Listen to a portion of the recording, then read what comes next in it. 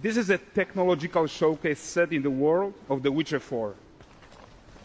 What you just saw and are going to see now is running on a standard PlayStation 5 at 60 FPS with ray tracing. So in the game, you'll be playing as Ciri, a professional monster slayer, a witcher. She explores the world and hunts down monsters for coin. The region we are in is called Kovir, and you'll get to explore it in a game. Right now, Ciri is investigating a monster, and after gathering new clues, she is heading back to a nearby village.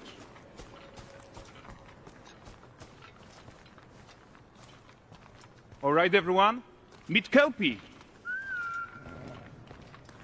Let weeds be weeds, Kelpie. So just like Geralt had Roach, Ciri has her own loyal companion. We return to town. These two characters need to feel like one. Since you're gonna explore the world on horseback, riding needs to feel seamless, natural, and just fun. Yeah, and to support that, we're introducing multi-character motion matching in Unreal.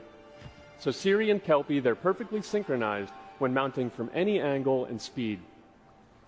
And we also support root motion movement on Kelpie, so controlling her feels realistic and grounded. And there are also some really nice improvements to our Unreal Chaos Flesh Solver and these machine-learned deformations. So you've got realistic muscles moving and stretching under Kelpie's skin without compromising the performance there.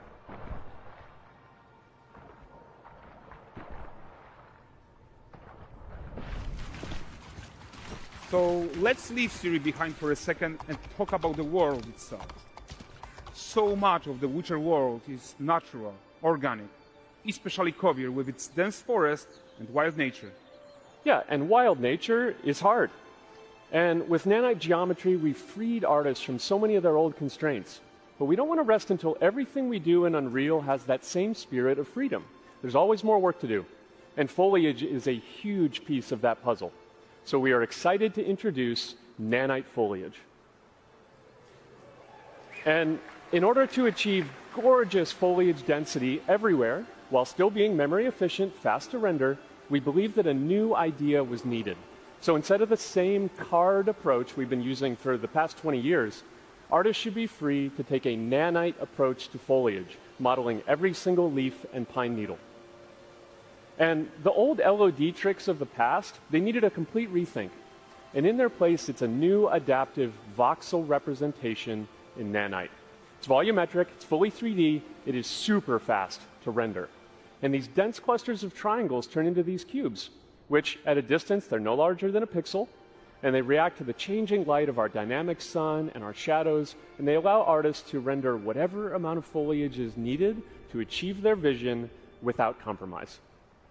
And no compromise means how ambitious we are when it comes to bringing our vision to life with incredible visuals. But more than that, together with Epic, we created faster way to load the world. We can now bring in more content more quickly for the smoothest possible experience as we fly down to catch up with Ciri.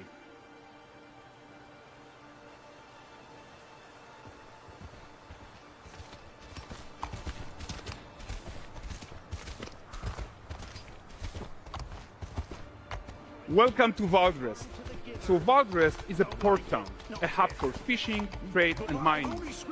It's one of those places where you can meet shady characters or overhear gossip from other lands. It's also where Ciri took on her current contract.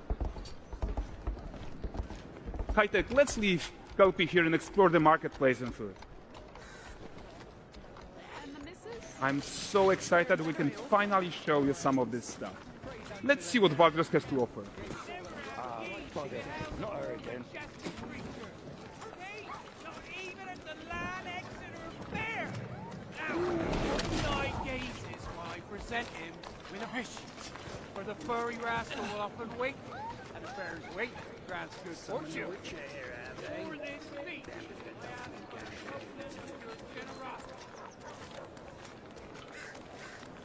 Pardon. Guys, notice how responsive the world is. Character actions directly affect what happens around you, sometimes even setting off chain reactions. Everything is working together.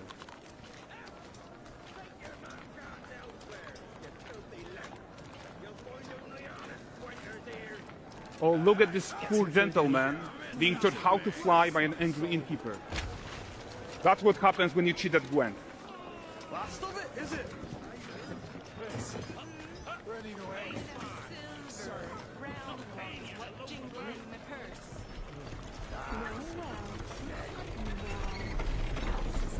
Okay, so this is the guy who gave the series quest his own. Like you probably suspect, he has his own agenda in all of this. You off your tits again, Wilfred? Get your ass up.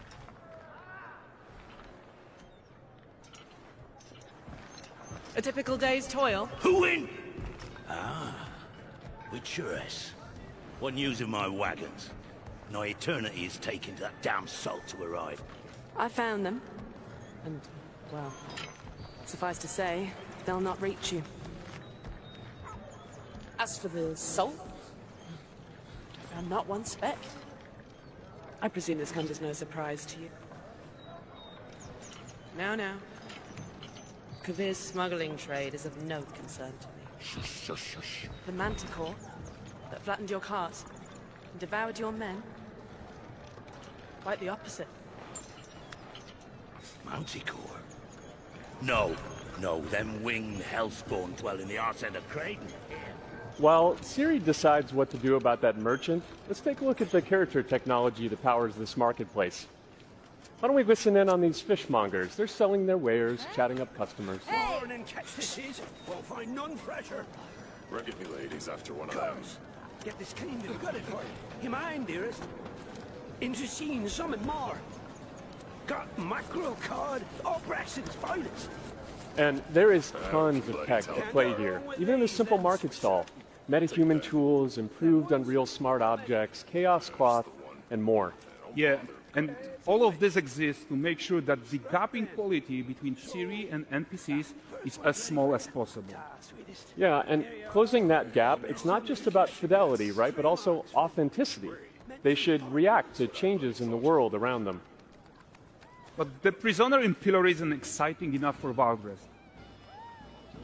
Let's grab everyone's attention with a circus.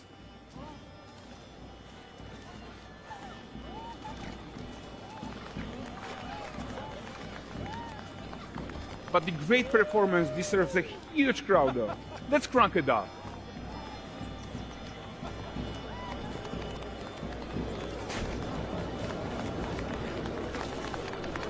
So you are seeing tons of optimizations here to many of Unreal systems, including an entirely new Unreal animation framework, allowing us to fit easily in our 60 FPS budget, not just in rendering, but also with room to spare on the game thread.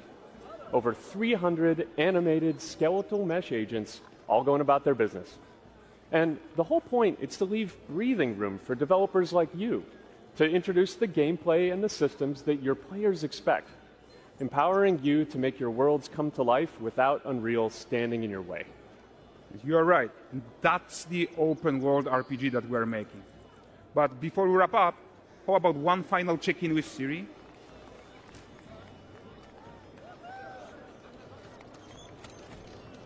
We are making this game to be the most immersive and ambitious open world Witcher game ever. And we are making this a reality thanks to our work on Unreal with the team at Epic. I think what we are doing together is going to bring in a new generation of open world RPGs, and I'm so proud of what we accomplished so far. We are too. So we're almost done, but before we go, here's a small gift for all Witcher fans.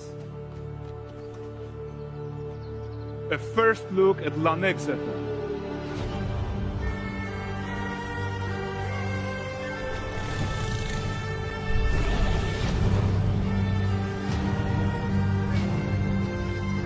Onward, Kelpie. We've worked.